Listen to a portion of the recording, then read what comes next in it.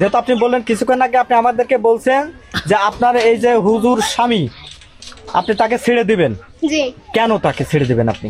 শারীরিকভাবে অক্ষম, তাই আমি ছেড়ে দেবো। স্বামীকে শারীরিকভাবে অক্ষম বলে অপবাদ, স্বামীর দাবি মিথ্যা অভিযোগে সংসার ভাঙতে চাইছেন স্ত্রী।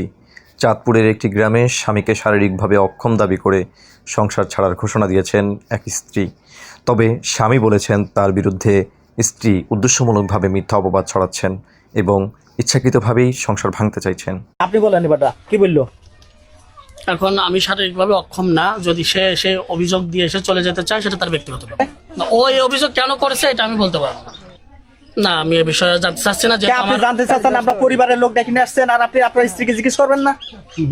সে তো বলছে আরে ভাই আপনাকে প্রশ্ন করতে বলেছে, আপনি প্রশ্ন করেন। কেন তুমি কেন থাকবে না? তুমি তো শারীরিকভাবে দুর্বল, তাই আমি থাকবো না। কিন্তু আমি তো শারীরিকভাবে দুর্বল না, কিন্তু সে অভিযোগ দিচ্ছে আমি শারীরিকভাবে দুর্বল। স্থানীয় সূত্রে জানা যায় প্রায় ৩ বছর আগে সামাজিকভাবে বিয়ে হয় এই দুই দম্পতির। শুরুতেই তাদের সংসার স্বাভাবিক থাকলেও গত কয়েক মাস ধরে সম্পর্কের টানাপোড়েন বাড়তে শুরু করে। স্ত্রীর অভিযোগ, বিয়ের রাত থেকে আজ পর্যন্ত কোনোভাবেই সুখ দিতে পারেনি তার স্বামী। আমার স্বামীর অভিযোগ অত্যাচার করে আর হলো মানে অন্য ছেলেদের সাথে বেড়ায়, সবসময় ছেলে বন্ধু। আমি এটাও বলি যে আমার তো চেহারা ছবি খারাপ, তুমি হলো পারলে একটা সুন্দরী মেয়ে দেখে বিয়ে করো। যদি তুমি ভাত কাপড় নাও দিতে পারো, আমি আমার বাপের বাড়ি হইতে চাই আইনে হলেও দেবো, তাও আমি ছেলে বন্ধু পছন্দ করবো না, তুমি এইটা ছাড়ো। তারপরে ও কয় পৃথিবী সব ছাড়তে পারে, আমি কোনোদিন ছেলে বন্ধু ছাড়বো না। ছেলে বন্ধুদের সাথে চলাফেরা করা যাবে না এবং যদি স্বামী তার কথা না শোনেন তবে তিনি সংসার ছাড়বেন। এমনকি স্ত্রী নাকি বলেছেন তুমি চাইলে আরেকটা মেয়েকে বিয়ে করতে পারো, তারপর দুজনের সাথেই সংসার করতে পারো, তবুও আমার নিয়ম মানতে হবে। আমি এত বলি তুমি ছেলে বন্ধু বাদ দাও, ওইটা আমার পছন্দ না। তুমি, আমি তো সুন্দরী না, তুমি একটা সুন্দরী মেয়ে দেখে বিয়ে করো, তাও আমি খুশি হব। আমি ওকে এইটাও বলি, পা ধরে পর্যন্ত বলেছি, আমার কথা শোনে না কোনোদিন। এইটা নিয়েই আমার জ্বালা। কিন্তু আপনার সাথে তো প্রেমের সম্পর্ক করেই বিয়ে করেছে, আপনার সাথে তো পারিবারিক বিয়ে হয়নি। 3 মাসের তো প্রেম করেই তো বিয়ে করেছেন, জি তাহলে নিশ্চয়ই ভালোবেসে করেছে। ভালোবাসা তো ছিল, কিন্তু দেড় বছর ধরে আমার সাথে অত্যাচার শুরু করেছে।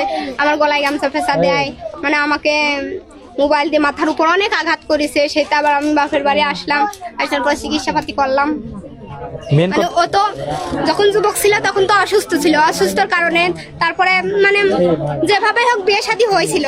কিন্তু এখন তো মানে আমার সেভাবে না সেভাবে চলাবে, কিন্তু আমাকে আমার না চলায় ও নিজে সব দিক দিয়েই মনে করেন আমার অত্যাচার করে।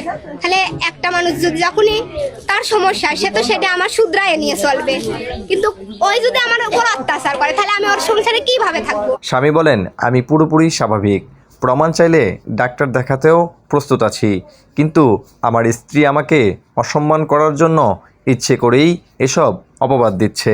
এখন আমি শারীরিকভাবে অক্ষম না, যদি সে অভিযোগ দিয়ে এসে চলে যেতে চায় সেটা তার ব্যক্তিগত ব্যাপার। স্থানীয় সমাজ ও নেতারা বলেছেন স্বামী স্ত্রী উভয়ের বক্তব্য পরীক্ষা করে মধ্যস্থতার মাধ্যমে সমাধান না হলে বিষয়টি আরও জটিল হতে পারে।